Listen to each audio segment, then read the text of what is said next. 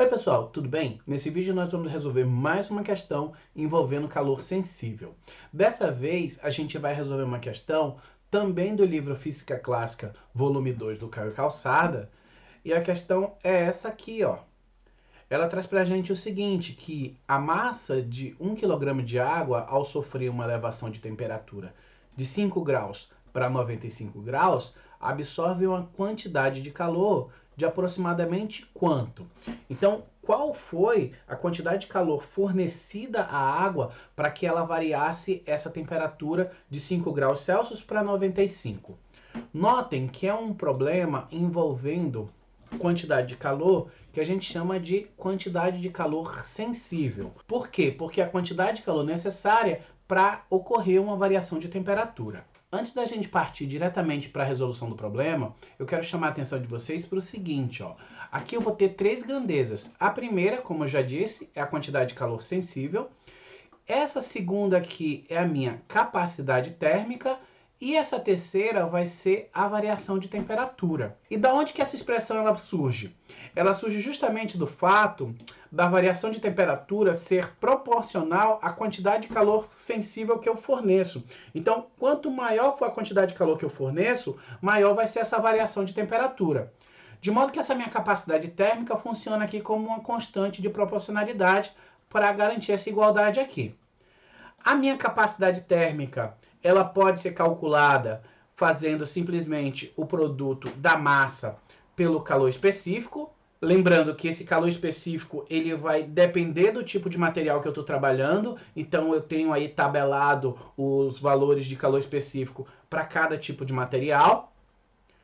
E essa capacidade térmica ela é proporcional à massa do corpo, tá? Então isso aqui são as coisas que eu preciso lembrar com relação a essas grandezas. Notem que eu estou usando Czão para a minha capacidade térmica e Czinho para o meu calor específico. Se eu combinar essas duas expressões, simplesmente substituindo o Czão aqui, ó, na expressão do calor, então no lugar de eu escrever Czão, eu vou escrever M vezes Czinho, né, que é o meu calor específico, eu posso reescrever essa fórmula daqui de cima desse jeito aqui, que é do jeito que nós vamos utilizar aqui no problema. Por quê? Porque o problema, ele não deu a capacidade térmica.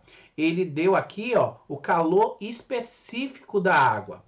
Então, vamos ver aqui o que é que o problema deu, na verdade. Ele deu a massa de água, ele deu a temperatura inicial e final da água, então com isso eu posso calcular a minha variação de temperatura, simplesmente fazendo a diferença dessas duas temperaturas aqui. Então eu vou pegar 95 menos 5 e eu vejo aqui que a variação de temperatura foi de 90 graus.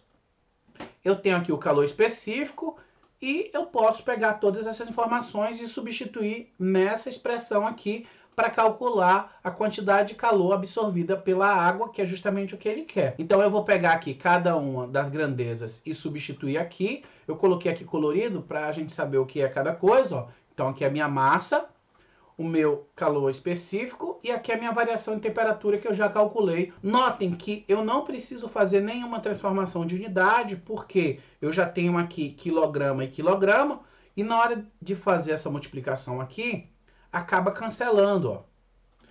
E aqui da mesma forma, quando eu divido graus Celsius por graus Celsius, vai sobrar aqui justamente a minha energia na forma de calor, que vai ter unidade aqui de quilocaloria, ó, que é a única grandeza que sobrou aqui. Então, multiplicando agora, eu vou ter o seguinte, ó, eu vou ter que vai dar 90 quilocalorias.